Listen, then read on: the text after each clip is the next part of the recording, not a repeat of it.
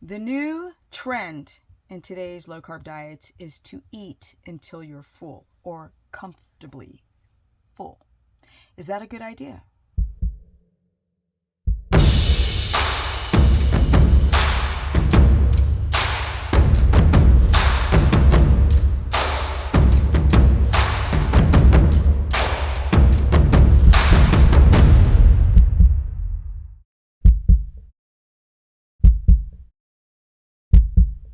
Welcome everyone to this beautiful day. It's beautiful weather outside. Now let's get into this new trend because carnivore keeps coming up with weird trends.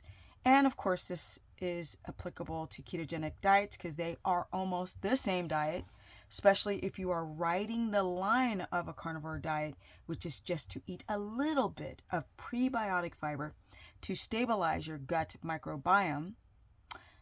Should you eat until you're comfortably full? Well, that's mostly protein, isn't it?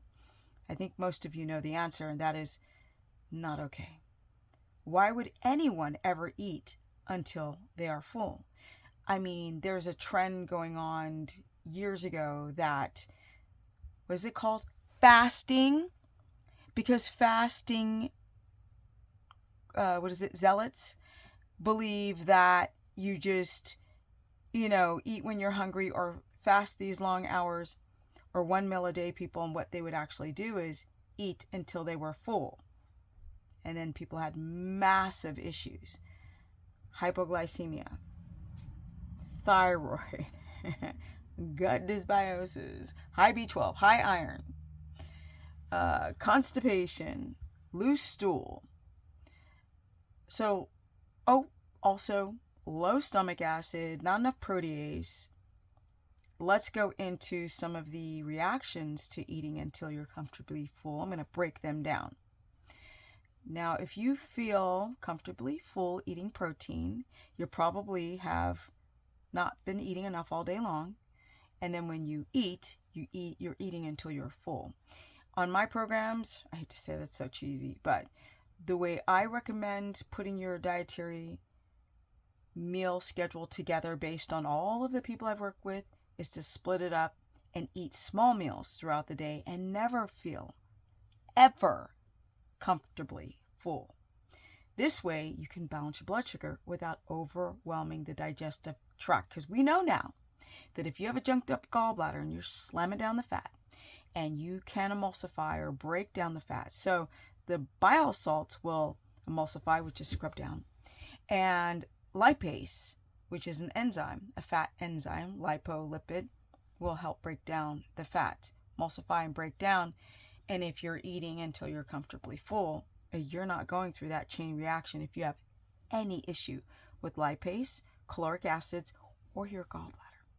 And when your gallbladder is overwhelmed and you can't break down the fat, you store it. And that's why a lot of people are getting fat, eating fat. And that's what I've learned coaching throughout all these years. It's not just blood sugar. Now, the thyroid. Again, if you're eating until you're comfortably full, people don't eat until they're comfortably full. They eat until they're full. Let's just keep it real. That whole comfortably way of framing it is such a joke. People don't eat all day long when they fast, and when they finally sit down and eat, they gorge. And then you overwhelm the digestive tract. You eat too much protein, you feel full. And you feel full for hours. But you have hypoglycemia, or you're waking up in the middle of the night, or your blood sugar is spiking. So we don't want to eat until we are comfortably full on protein or fat. But then there are the grazers, because they're hungry all the time. And they're just eating all the time until they're comfortably full. Unlike macadamia nuts, on carnivore lattes, on coffee itself with butter. Yeah, don't do that. A lot of people are having issues with the macadamia nuts. And even though they are high in monounsaturated fat and they are lower in the mycotoxins, people are still having histamine responses, leaky gut, and candida from eating too many nuts. Be careful with eating until you're comfortably full. But then there are the salad people. They're like, well, I'm not eating protein and I'm not eating fat. So they'll jam down these big ass bowls of salad, and then they're bloated and they have a gut dysbiosis, and the salad is in the stool because they didn't fix their leaky gut first, but they feel full for a minute.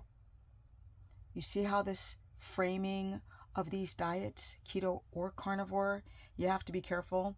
Most people develop eating disorders or binge responses eating until they're full, because to eat until you're full is either eating every time you eat or not eating enough. It's much better for those, because hunter-gatherers did not have leaky gut like we do, and histamine and all this fluffery. So you can't compare us to them. You have to realize eating small amounts to a modern human's destroyed gut, and almost everyone has some form of leaky gut or a dysbiotic gut bacterial imbalance. So you want to be able to not overwhelm the assembly line and then add more and add more and add more and then fill up the assembly line. Things get backed up and people start having blood sugar issues from eating until they're comfortably full because they eat too much protein, and then they have a hypoglycemic response, or they're waking up in the middle of the night. Don't eat until you're comfortably full. Break up your meals all throughout the day. You'd be shocked how much better your blood sugar and ketones look like, sleep looks like, or any other inflammatory disease, including autoimmunity of the thyroid. Comment below. Tell me if you've had any problems with binging on too much food or not knowing when to eat. Don't eat comfortably full. Small meals throughout the day. Break up that fat, break up the protein. Yes, really helps to stabilize the blood sugar, and so many of you have dysglycemia. Let me know if you've gone through any of these symptoms. Also, you can find me on Instagram at Stephanie Ketogenic, my Facebook fan page, which is Stephanie the Business Person, or you can book a consultation, because I've been doing this forever and working with thousands of people. And as you can see, I don't promote a lot of junk. I have companies come to me, like right now somebody's pushing the carnivore bar. I said, let me try it. If it's good and people don't have a histamine response, we'll see. Also, I am speaking at a retreat in Tennessee. It's the last week of April into May, and it's at Wired for Healing. I always got to remember that name. Wired for number 4 Healing. And each retreat, I think, is 4 days long in the Tennessee Smoky Mountains in cabins. So that should be really awesome. They had one, and now this is their second one. So I'm really excited to get the frack out of the town that I live in and go to the mountains. Yeah. Also, I am really getting some headway on finishing up my challenge. And I run a course where I cover all 3 diets, because you guys can't all do carnivore nor keto or low carb, high fat. Some people have to slide in between the 2, or the 3 rather. And I know how to get it done. And I'm out. Peace. Life is good. It's so beautiful again today. It's in the 70s. So what am I doing with all this clothing on? All right. And we're out.